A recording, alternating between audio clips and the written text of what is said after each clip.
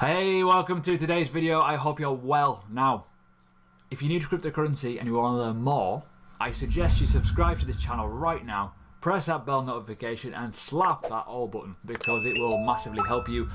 I'm also going to suggest that you check out the pinned comment for education, 99p to start.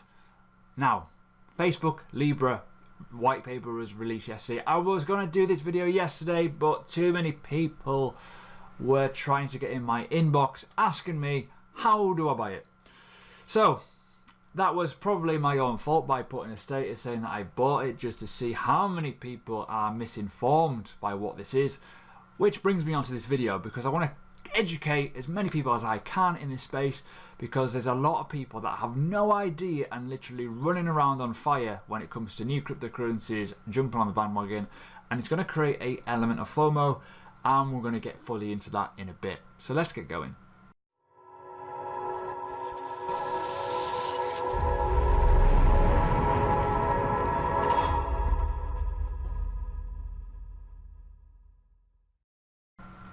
Right then, so let's talk about Libra. Libra is Facebook's flagship cryptocurrency. The only one probably ever, because that's kind of what Facebook are, aren't they? They just build one thing.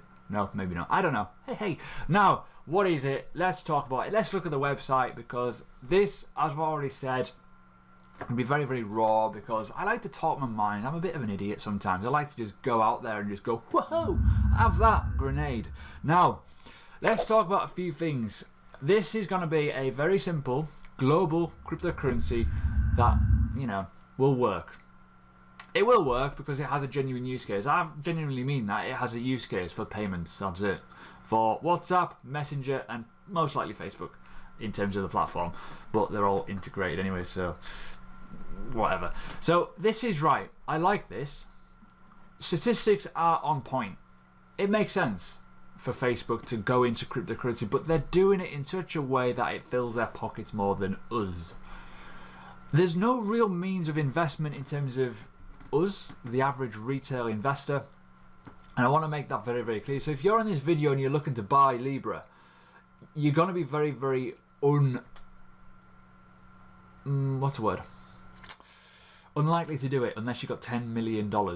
Now, when I say that, it's because they've only got it announced and released for big investors for $10 million to run a node.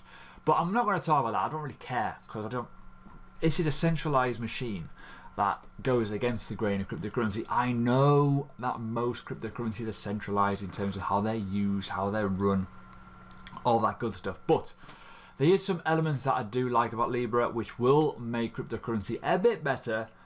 But there's a lot more bad points than good points, in my personal honest opinion. Put it out there. So we've got this. This is the whole worldly figure that we are aiming to change anyways. We're looking to make money transferring, peer-to-peer, buying, purchases, selling products, etc. easier, using the likes of cryptocurrency. Bitcoin, for example. Litecoin is another example. I don't know, XRP for in certain realms of whatever functional financial institutions that you're in. Now, this is the game. Libra is for everyone. It is, in reality. It makes life simple for me. When you go onto Facebook Messenger on your telephone device, you have the option to do a payment, but there's fees involved in that. This will eliminate fees. It will make it faster. It will also make it more secure. That makes sense, right? Obviously makes sense. But when you talk about other things, when you come into the realms of Facebook, of centralization, data, issues with privacy, it's like, okay, we're using blockchain for that. What is the difference? Now, I don't know yet. We do not know. No one knows, because it's not actually out yet. So you've got to try and trust that Facebook know what they're doing, and they know that this is a blockchain that they are planning to use, that they're not going to try and break it and break the industry, which is kind of my worry about it. Will they break the industry? Because it is a centralized power going into a blockchain, which a blockchain is designed for decentralization. So it's interesting when you think about it. Now, I want to talk about the white paper in a minute, but the thing that people are really, really struggling to comprehend is this. It is going to be a pegged / stable currency, pegged to a reserve to avoid price fluctuations. When you look at Bitcoin, Ethereum, Litecoin, EOS, XRP, whatever, it moves up and down. With one true thing about technical analysis that everyone knows, the markets go up and the markets go down. This aims to stay flat, which is good for payment processing and the use of new people coming into the industry. The good thing about this is it will allow people to use it without being too worried. When you're using Bitcoin, when you're accepting Bitcoin, when you're accepting Ethereum, whatever, people are kind of like, oh my god, what is going to happen if I collect this on the wrong day and I completely balls it up? So I want to look at that in more detail as well. But this is a bit where it's expensive. The Libra Association, I want to go learn more. I did mention before I wasn't going to get too much into this, but I'm just going to go for it. Now, this is where you can get involved and you can fundraise. Now, the partnerships and the partners and stuff like that are pretty brilliant, if I'm going to be honest with you. They're big, yes, they're centralized, but they also are a purposeful thing. Coins need usage. Simple as that. Payment is one. When you go down to technology, they also need a usage. To use it on all of these networks is pretty big, in my honest personal opinion. It's going to bring people to the art of understanding what the three buzzwords are: cryptocurrency, Bitcoin, blockchain. Then you could got other buzzwords from immutable data, faster, easier, transactions, secure, etc. You get my drift, right? So these are all big, massive, huge companies, right? Yes, they're all centralized. I don't care. If people are using those products in normal life in 2019 and they understand that, oh, Facebook have a cryptocurrency which is run on a thing called a blockchain, what do I do then? You go onto Google, you find out, then you start stumbling upon it. You want the people to stumble upon this industry for the right reasons, right? That's what I'm getting at. So for this, to become an association member of all of this jargon, to make a load of money out of it, technically, you probably won't make a penny off this if you're a normal person. You need to understand that there's no pre-sale, there's no post-sale, there's no nothing when it comes to this, because there's no point. The idea of what it will be is, what I understand and what I'll go into is kind of, you're going to just use it on the Facebook platform. That is it. Now, it's not going to hold a value, it's not going to do this, that and the other, but these are the sort of things now where you can start to learn. If you're a new person, you'll get to understand all these little buzzwords, as I've already said. Makes sense. Libra is a new cryptocurrency designed to have a stable and reliable value and to be widely accepted around the world. That does not mean it's going to go to the moon. That does not mean it's going to go like Bitcoin. Do not try and buy it, because I'm going to come into other things in a second about scammers, because it's going to happen. I know it's going to happen. I've already seen it. Now, it's not yet available, but if you're interested if you are an organisation interested in the association, you can learn more here. That is basically the 10 million I was on about. The partnerships I just put up there. Companies will invest in it. They will get paid in the interest generated by the growth of it. Kind of like investing in Facebook stock, if you're going to put it that way. Anyways, let's go on to the white paper. Now, this is where it gets a bit interesting. Now, obviously there's problems. We know the problems. You're not idiots. I fully understand that. You're like, Ash, get to the point. The problems are simple: fees and usage of data and kind of security of using your details on a phone. Not many people do it. I understand that. Facebook have got the opportunity to change that, and they've introduced Libra. Now, this is where it gets interesting. It is going to be built on a secure, scalable and reliable blockchain. I don't know much about the blockchain yet. It's not been fully released in terms of what it's going to do. It's on the white paper, but you know, any white paper, it's just text. It's like, all right then, I don't care until you see it working. So that's different. It is backed by a reserve of digital designed assets, basically. So it's going to be backed by a number of different currencies. Whatever currency area you're in, so say if you're in, I don't know, Africa, say if you're in Europe, whatever, it's going to be backed by your local currency, if that makes sense. So it's going to be backed by a load of different reserves to make it more sustainable to you. So, there will be price fluctuations, but not like the likes of Bitcoin and Ethereum, if that makes sense.